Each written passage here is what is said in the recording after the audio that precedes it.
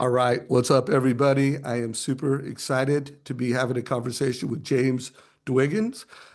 James is a visionary leader in the real estate space. He's the CEO of NextHome Inc. James, it's one of the top 20, 30 real estate platforms in the market.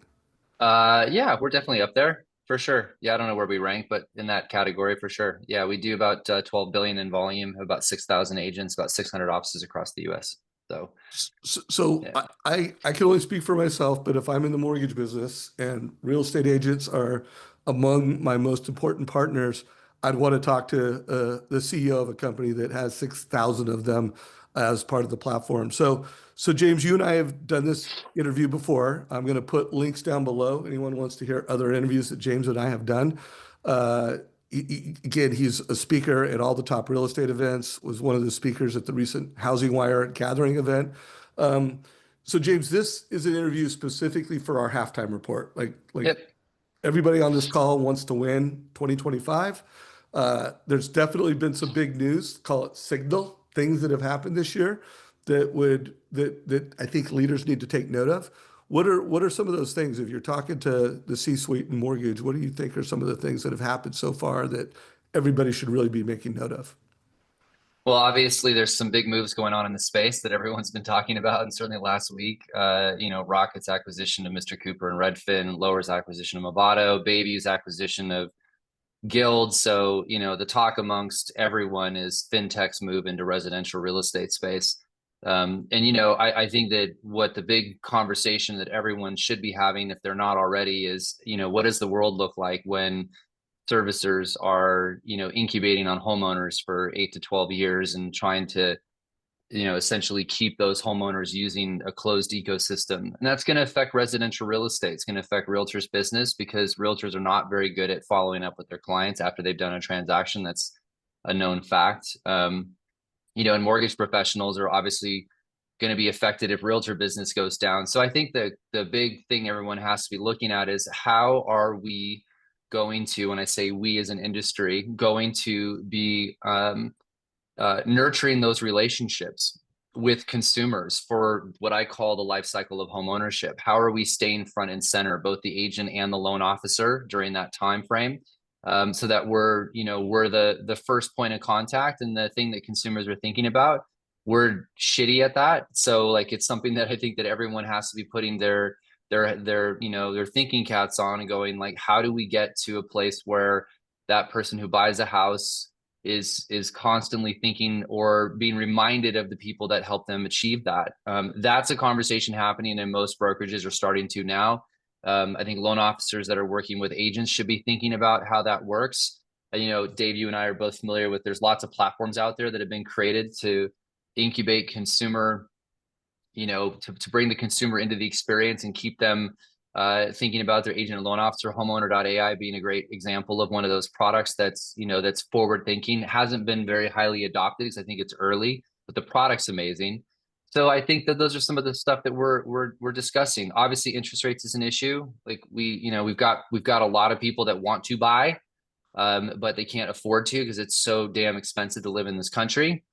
We're all trying to figure out how to bring more inventory on the market, but I think that the biggest part that we have to look at from a transitionary period, I do think loan officers and agents have got to start collaborating together more, not just about getting a deal done, but how they work together long term, joint marketing, joint follow up with clients that they've both brought to home ownership. Like there needs to be a much stronger relationship, and I don't think agents are thinking about it that way, and I don't think loan officers are thinking about it that way yet either.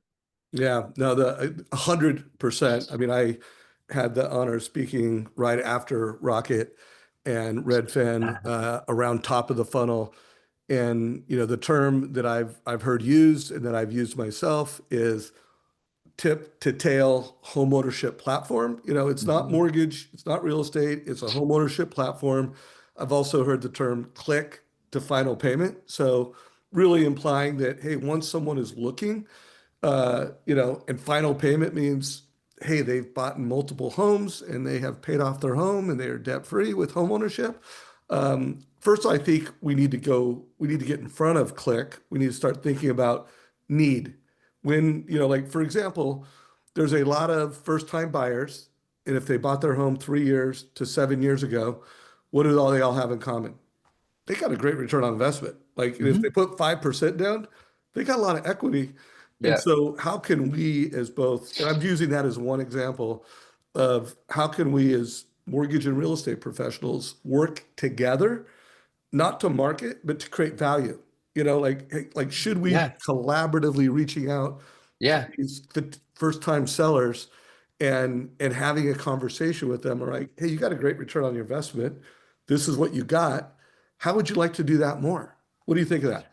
I think it's great. I think you could go even a step further. Like, why not have your, your LO, which we all know realtors have their favorite LO. Like that's just a fact. And so why doesn't the realtor and the LO invite all their clients to a meeting once a year where they talk about here's where your Mm, house is at. This is what the equity is. This is what we're dealing with. This is where interest rates are. This is what we think we can do. Here's good investment opportunities. Here's the things you should be doing to increase the value on your house. Like I don't see how as a homeowner if my loan officer and realtor and the key people that helped me have this valuable asset didn't invite me to an hour meeting, I wouldn't go. I would go. I'd be like, tell me more. What do I need to know? This is the biggest asset that I own. So I think the thing that what I'm really focused on and what I'm trying to think about is this relationship right now is very transactional, and we got to get away from that because it's just if everything is just transactional, then that's all it is, both the consumer to the loan officer to the agent. But if it's much more relationship based, then that homeowner, when they think about selling, is going to contact their agent, or if they're thinking about refinancing, they're going to contact their loan officer, and it should be a much more collaborative experience. And I don't, it just doesn't happen that way. That's got to change, especially with what Rocket and others are going to do. I said this, Dave, to some people as well. You got Rocket with 800 million in the bank. You got Zillow with 400 million in the bank, but Rocket's never going to get close to Zillow's traffic.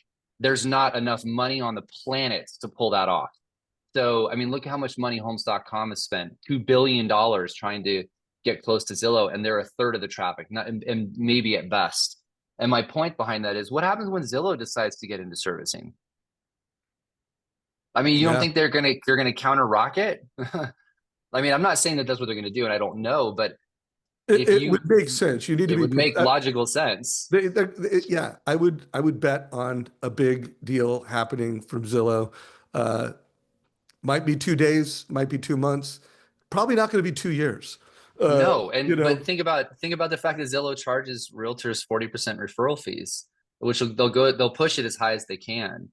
And now if they're servicing and they're trying, and they're obviously, they're up 40% or more on their mortgage business year over year. So people are like, oh, it's failing. Like, no, not now. Like they're pushing it now. So I think that there needs to be a much, much more strategic plan amongst agents and loan officers and mortgage companies and brokerages about how they're going to be combating this ecosystem, this incubation system that's designed to get people in it, and then using all the services in there, and then continuing to use all the services in there forever. And if you're not part of that system, then good luck. So I think that's the real thing that people have to put a lot of thought into over the next 24 months. well, I think you need to be executing on this right now. So tell me if you Sure. with this framework that with the moves that are happening, let's just call them centralized platform, Mm-hmm. national centralized platform. And if you are a local referral based loan officer or real estate professional, local referral based, like that's how you play, you guys need to come together because you've got Yeah. centralized platforms that, one, they're going to have great tech, but they're going to use their tech at scale. So they're going to Mhm. use data, they're going to use technology. And by the way, they're probably going to overuse it. Like the Mr. Cooper is going to over communicate. Uh, Yeah. and so you as local professionals, one idea you just threw out is those annual reviews, which by the way, I don't think any realtors do annual reviews on how to build wealth with real estate. Mortgage professionals, they all know they should do it, and the best of the best do it. But now what you're saying is let's raise the standard. Let's have a collaborative, local and mortgage and real estate professional collaboratively deliver some type of, hey, how to build wealth with real estate and how to make that final payment that final payment faster? How can I Yeah, help but you with also homeownership? go further with it. Like I would sit down, do the meeting, and then say, we're going to set up an hour call, and the loan officer and agent's going to sit down and review your asset. Like actually sit down and go, here's the property, here's your mortgage, here's your payment, So here's what you bought it A for. combination of a CMA and a mortgage review. And so literally they're going to CMA the asset, mortgage professionals Yeah. talk about how to optimize equity and debt and what you could do to grow your net worth faster and what you could do to have your final payment sooner. Yeah. Personally, what I would do is and everyone's gonna be like, James, nobody has the time for this. And I'm like, stop. Like you guys waste so much time on shit you shouldn't be doing. Sit down in the customer's house and do it, and then review the property and be like, look, I think you could put 50,000 into this thing and make the equity another $200,000 more, and like talk about that, like get belly to belly. But where everybody forgets is even if it was a big use of your time, who gives a shit? You're gonna get tons of referrals from it just because you're Yeah. standing in front of the customer. Like, and you can ask them, like, by the way, anybody else is looking to buy right now, would love to help them or look to sell. Oh, you know what? My friend's been thinking about it. Let me make an introduction. So, like, to me, the thing that I want to emphasize that I keep saying, and people have got to remember this, all this change is coming. AI is coming, especially for mortgage. It's here. It's It's here. here. Yeah, fine. It's here, but today is the worst version of artificial intelligence that you will ever see. It'll be the same thing tomorrow. Like it's only going to get better. Right. Um, And and fast. Like it's very accelerating. fast. But what you can't replace, and I say this in all my keynotes, and if you just look at the way consumer behavior is, Americans, I'll just speak for our country, are willing to pay a premium for convenience and service in everything. That's why I pay more money to DoorDash my food than going and picking it up. There's all these examples of we look for efficiencies and convenience. We want to pay more for service. Everybody hates to get on the phone with Verizon or AT&T about your bill. In fact, most of the time you won't even call for the discrepancy because it's not worth your time. So if you are belly to belly with your customer and you are front and center with them at all times, they will pay a premium for that. They will value that. You just have to you have to show them that that's what they're paying for. Otherwise, if they don't hear from you, they're going to look at Rocket's deal at 50% off, which is what their target's going to be. And they're going to go, well, shit, my agent doesn't do anything. I haven't heard from him in 3 years. Or I haven't learned from a loan officer in 3 years. So like, let's try this out. Versus if you're on the phone with them regularly and they have a relationship with you, they aren't going to go there. They might ask about it, but they're going to be like, I have this person I know and trust and love that I talk to on a regular basis. And so I want to continue to work with them. I just can't emphasize that enough. Yeah, no, really, really good point. Tell me what you think of this. I shared this from stage at the Housing Wire event, but I think, and I was speaking primarily to local referral-based professional. You guys, you need to do what Rocket can't do and won't do, and then you need to be able to do what Rocket can do. Like you Yeah, really need to have both the skills I agree. and the tech to do what they can't do and I what they agree. can do.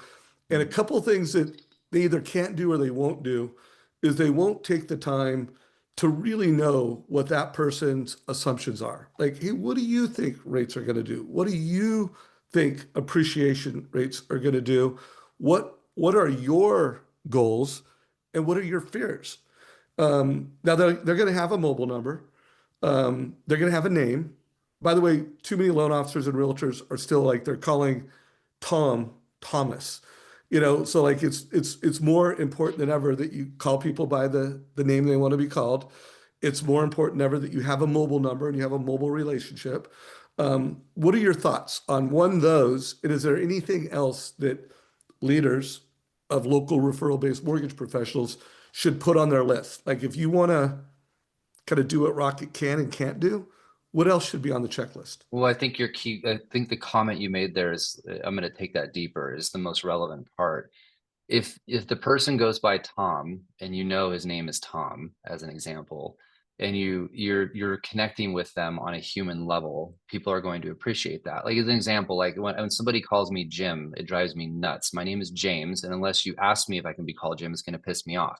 So like my point is, the further you can get into knowing your customer and talk to them on a human level, they're going to value and appreciate that. So I would have, for example, a CRM system, which everybody hopefully does.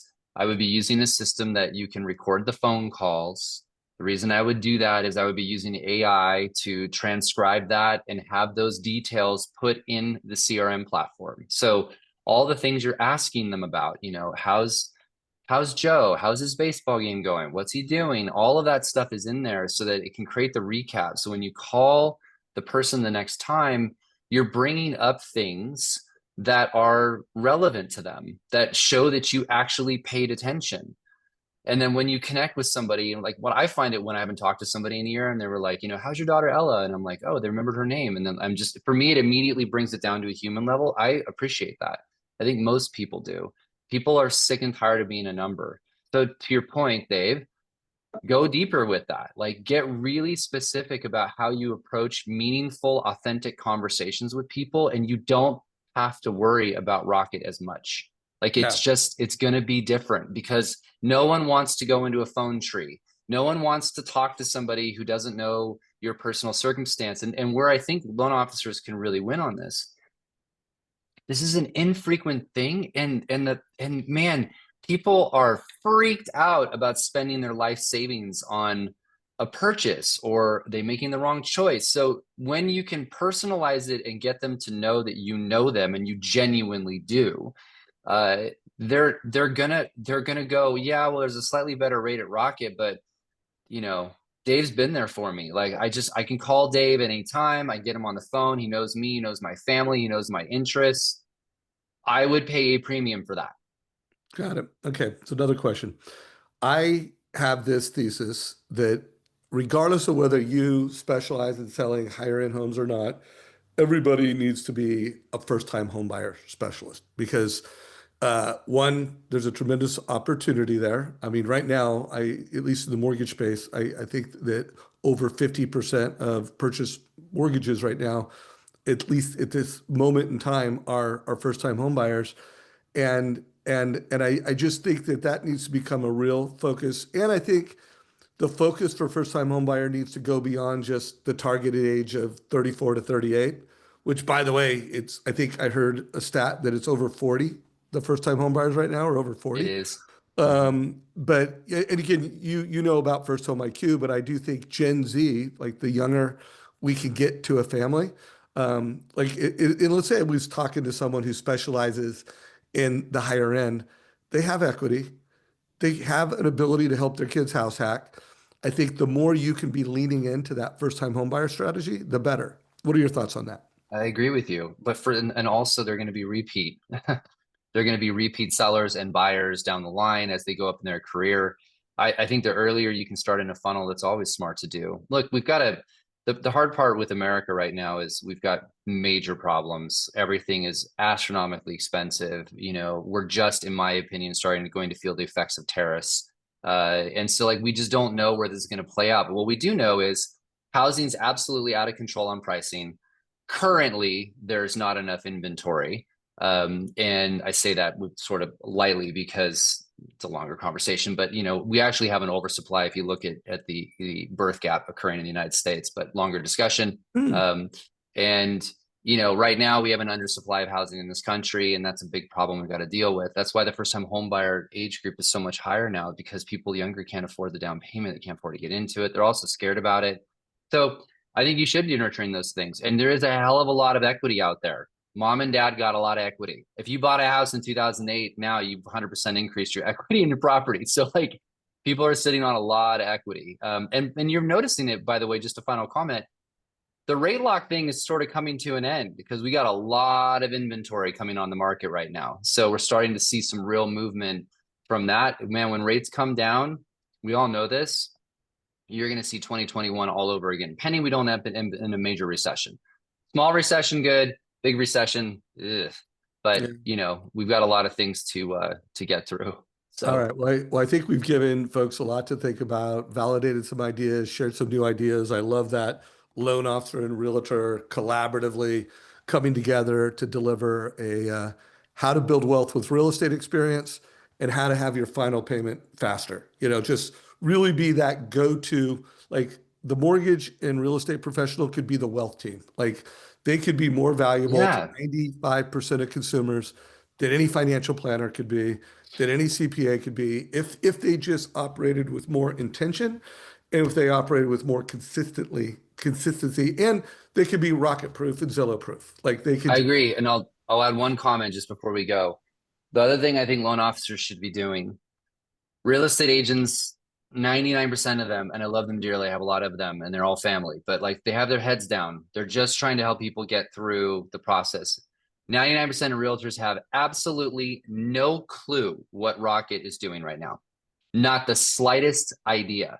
So one of the things I would encourage every loan officer out there is to start meeting with your agent once a month, go to coffee, and give them an update on what's happening in the industry so that they can start to think about their business long term. Because if you go to an agent and be like, let's go build a wealth seminar, they're gonna be like, I don't have the time for it. But if you explain to them that we need to be doing this because strategically there's some major moves going on in the space that's going to affect your retention rate of your client, see where I'm going with this? Like, they're gonna go, wait, what? To start to educate the industry about what's happening in the mortgage space, because no one in residential real estate, I shouldn't say no one, but almost nobody in residential real estate follows anything going on in the mortgage space. They just yeah, no, don't. that's beautiful. And by the way, use the like, hey, in the mortgage business, we need to do what Rocket can't do and can do. And hey, you're in the real estate space, you do what Zillow can do and can't do, and Yep. then unpack this.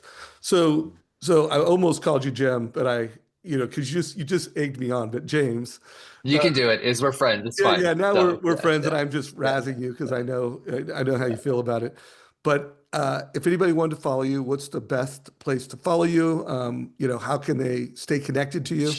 Just literally pull me up and I'm on everything social media. So it's just James Dwiggins. There's only me. I'm the tallest guy in residential real estate. LinkedIn, Facebook, Instagram, just go anywhere. You'll find me. And my podcast obviously is another great way to follow content. So Real Estate Insiders Unfiltered. We have a really popular real estate podcast that you can follow too. Yeah, So and by the way, guys, he is unfiltered. Whatever he thinks, he'll say it. He's very well studied on what's happening in the industry. Anyone that wants to win today and then help rocket-proof, future-proof the careers of both mortgage and local real estate professionals, like this is a must-follow guy. So, James, I really thanks. appreciate you, brother. It was good seeing you last week, and I can't wait to see you in the real world again. Appreciate it, buddy. All right. So, guys, if you have not already subscribed to this channel, subscribe to the Mortgage Coach YouTube channel. If you are not following savageinsights.com, that's where I'm updating with who I'm interviewing next. Second or third link below, there's a mobile club, Savage Insiders Club. Make sure you opt into that. Just text the number and you'll be part of the Insiders Club, which I send out a text or two every week. Take care. This is a wrap.